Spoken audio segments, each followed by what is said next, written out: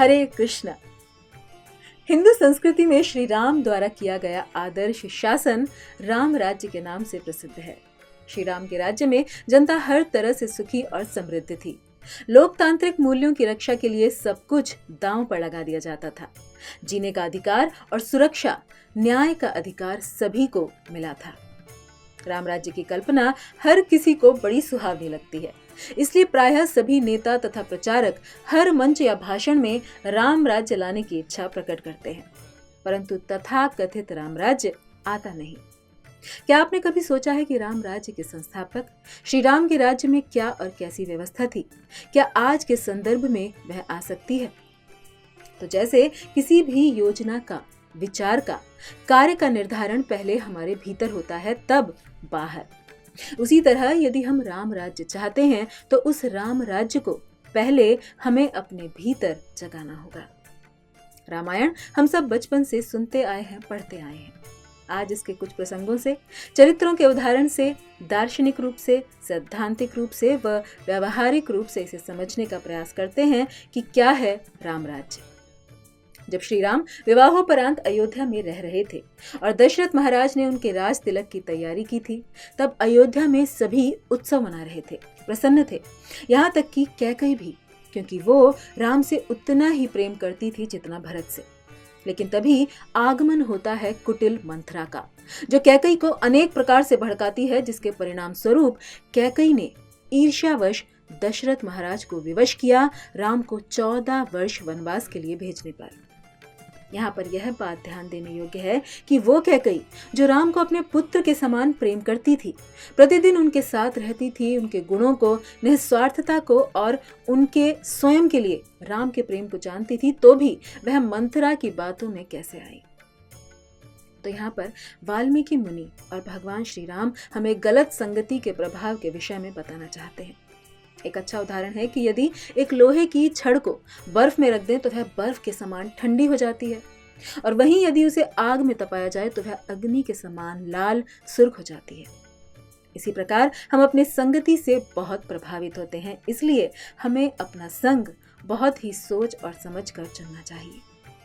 और फिर अगले ही दिन बिना किसी हिचकिचाहट के, बिना किसी दुर्भावना के श्री राम लक्ष्मण और सीता के साथ वनवास को चले जाते हैं, क्योंकि वे राज सिंहासन से, अखिल पृथ्वी के एक छत्र राज्य से आसक्त नहीं थे।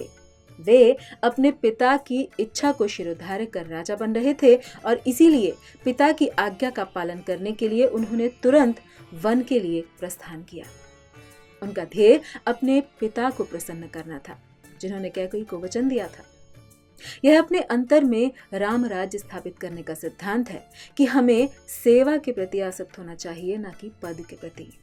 हमें आसक्त होना चाहिए कि हम सही रूप में कार्य करें, अपना कर्तव्य निभाएं, ना कि इस सोच के साथ कि हमें इसमें क्या फायदा होगा, मुझे इसमें क्या मिलने वाला है।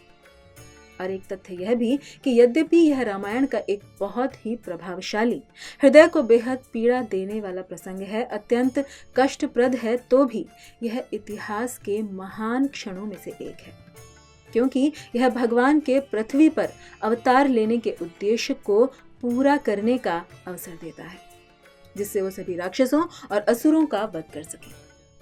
यहाँ पर हमें सीखने को मिलता है कि इस मानव जीवन का उद्देश्य अपने भीतर के राक्षसों और असुरों का वध करना है। हमारे अंदर भी घमंड, काम, क्रोध रूपी रावण है, कुंभकर्ण है, इंद्रजीत है, जिनका हमें नाश करना है। कभी कभी जीवन में दुख और कठिनाइयां हमें जीवन से हताश करने के बजाय एक बड़े लक्ष्य को पूर्ण करने में हमारी सहायता करती हैं। इसलिए जो व्यक्ति भगवान में पूर्ण श्रद्धा रखने वाला है, वह प्रत्येक परिस्थिति को एक अवसर के रूप में देखता है। इस पराकाष्ठा तक जहां श्री राम को पूरी पृथ्वी के राज्य के स्थान पर वनवास दिया गया, जिसे उन्होंने अपने पिता की आज्ञा का पालन करने व पृथ्वी को दुष्टों से रक्षा करने के रूप में देखा। लेकिन यदि हमारे जीवन का लक्ष्य हमारी आंखों के सामने स्पष्ट है, तो वे केवल हमारे आगे बढ़ने के लिए एक सीढ़ी का ही कार्य करेंगे। और तब श्री राम वनवास को जाते हैं, सारी प्रजा भी उनके साथ चलती है। सारे प्रजाजन श्री राम के लिए सुख सुविधाओं से भरे जीवन की अपेक्षा वन के कंटीले पथ को स्वीकार करते हैं। लेकिन थोड़ी आगे जाने पर रात्रि में जब वे सब सो जाते हैं, तो श्री राम लक्ष्मण व सीता सहित वहां से चले जाते हैं। मतलब कि यदि हमें भक्ति में अथवा जीवन के किसी भी लक्ष्य में आगे बढ़ना है तो हमें सदैव सावधान रहना होगा, अन्यथा लक्ष्य आंखों से ओझल होने में समय नहीं लगता। और फिर आगे, भरत वापस अयोध्या आने पर सारी अयोध्या को विलाप करती देख सत्य जानने पर इस कर्म के लिए अपनी माता कैकेयी को प्रताड़ित करते हुए उसका परित्याग कर देते हैं। जिस प्रकार एक डॉक्टर मरीज के अच्छे के लिए, स्वास्थ्य के लिए ही उसको थोड़ा दर्द, कोई इंजेक्शन देता है या ऑपरेशन करता है, उसी प्रकार हमें भी कभी कभी जीवन में ऐसे निर्णय लेने पड़ते हैं जो उस समय कष्टप्रद जान पड़ते हैं, लेकिन वो प्रियजनों को दुख देने के लिए नहीं बल्कि उनके सर्वोच्च हित को ध्यान में रखकर लिए जाते हैं। और भरत जब श्री राम को वापस लेने के लिए जाते हैं तो भरत की श्रद्धा और प्रेम के लिए यह बहुत छोटा समर्पण होता कि वे मुनि वेश धारण कर जंगल में रहते और श्री राम की सेवा करते।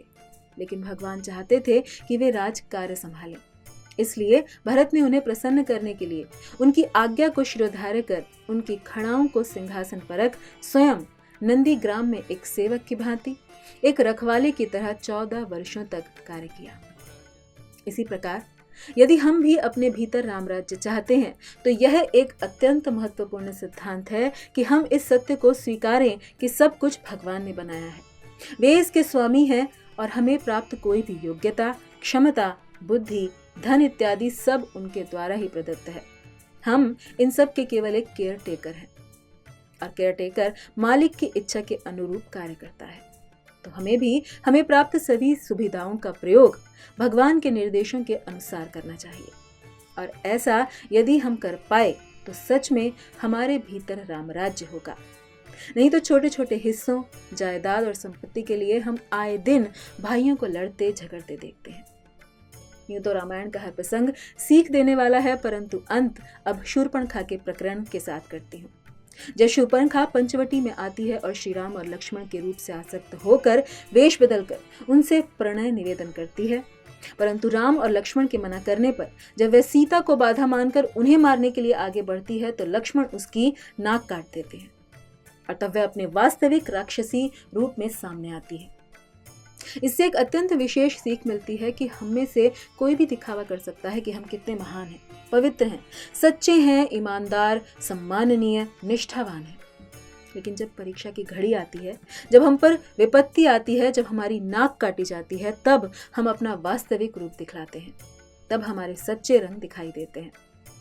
इस्कॉन के संस्थापक आचार्य श्रील प्रभुपाद कहते थे कि किसी भी व्यक्ति की महानता का अनुमान उत्तेजक अर्थात भड़काने वाली परिस्थिति में उसके सहन करने की क्षमता से होता है। जैसे शूर्पणखा पहले सुंदर रूप वाली एक अत्यंत आकर्षक स्त्री का रूप धरे हुए थी, परंतु जब उसका अपमान हुआ, उसकी नाक काटी गई, तब वह अपने वास्तविक राक्षसी स्वरूप में प्रकट हुई। इसलिए यदि हम अपने भीतर राम राज्य स्थापित करना चाहते हैं तो हमें संपूर्ण सच्चाई के साथ यह करना होगा। और वह समग्रता, वह सच्चाई है शूर्पणखा के एकदम विपरीत, कि हमें जीवन के लक्ष्य को प्राप्त करने हेतु उचित व स्वाभाविक चरित्र के साथ, ईमानदारी के साथ, विनम्रता के साथ, आत्मनियंत्रण के साथ प्रयासरत रहना चाहिए। चाहे परिस्थिति कोई भी हो, कितने लोग हमारे विरुद्ध क्यों ना हो, कितनी मुश्किलें हो, कोई परीक्षा और कोई भी उत्तेजित करने वाली स्थिति हो।